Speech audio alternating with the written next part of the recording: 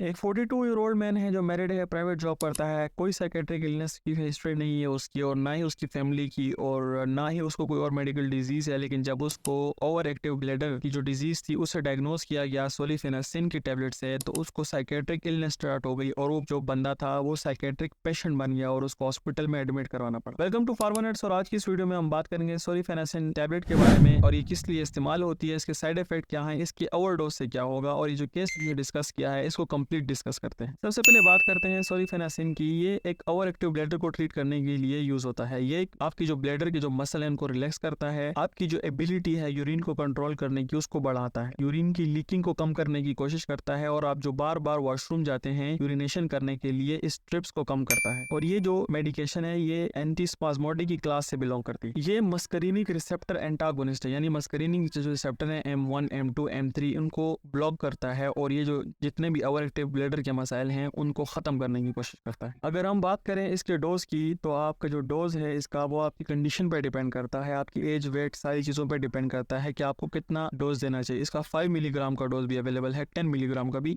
Available है। अगर uses की आपको समझ आ गई है और इसके मैकेनिज्म ऑफ एक्शन की भी समझ आ गई है किस तरह से बॉडी में काम करता है, तो अब इसके बात करते हैं इसके साइड इफेक्ट। साइड इफेक्ट में इसके पास ड्राई माउथ, कॉन्स्टिपेशन, सर का चकराना, stomach upset, blood vision, dry eyes, headache और अनयूजुअल टाइटनेस हो सकती है। अगर आपको ड्राई माउथ की जो शिकायत है इसको लेने से है तो आप हार्ड कैंडी या आइस चिप्स जो हैं उसका यूज कर सकते हैं, गम का यूज कर सकते हैं, शुगर लेस होना चाहिए, पानी ज्यादा से ज्यादा पिएं। अगर आपको इसकी कंडीशन है कॉन्स्टिपेशन हो गया है तो डाइटरी फाइबर्स जो हैं, ड्रिंक इनफ वाटर, एक्सरसाइज करें, लेग्जेटिव का यूज करें अगर आपकी जो कंडीशन है वो वक्त से ज्यादा खराब हो रही है। अगर आपको eye pain, swelling, redness, vision change, किसी किस्म की भी शिकायत है तो आपको आपके डॉक्टर से जरूर मशवरा करना चाहिए। अगर आपको किसी किस्म का भी एलर्जिक रिएक्शन हो गया है, however it is rare, but अगर आपको हो गया है तो आपको अपने डॉक्टर से मशवरा करना चाहिए। अब आते हैं अपने केस की तरफ जिसको हमने वीडियो के शुरू में डिस्कस किया था, जिसमें मैंने आपको बताया कि 42 ईयर ओल्ड मैन है, मैरिड है, साइकेट्रिक इलनेस हुई है उसको, लेकिन उसकी जो कोई फैमिली हिस्ट्री नहीं है साइकेट्रिक की और उसको कोई और मेडिकल कंडीशन नहीं थी। लेकिन जब वो आया एक यूरोलॉजिस्ट के पास, ओवर एक्टिव ब्लैडर की डिजीज थी उसको सोलिफेनासिन दी गई 5 मिलीग्राम पर डे उसकी यूरोलॉजिस्ट की तरफ से। लेकिन उस बंदे ने क्या किया कि 4 डेज तक 5 मिलीग्राम की टेबलेट लेता रहा पर डे, लेकिन 5th डे पर पता नहीं उसको क्या हुआ और उसने 2 टेबलेट खाना स्टार्ट की, यानी 10 मिलीग्राम पर डे की जो टेबलेट है वो लेता रहा, यानी ओवरडोज करने लगा। तब तक तो सब ठीक था, लेकिन उसके बाद 5th डे के बाद उसको restlessness, sleep disorder, dry mouth और इस जैसी कंडीशन का सामना करना पड़ा। उसके बाद भी वो 10 मिलीग्राम की टेबलेट इस्तेमाल करता रहा और बाद में ये शिकायत आई कि वो खुद से बातें करना स्टार्ट कर दी उसने, खुद से वो घर से निकलने लगा, बगैर बताए निकल जाता था। हार्मफुल थॉट्स आते थे उसको, कभी कहता था कि मेरी बीवी मुझे मार देगी और कभी कहता मेरे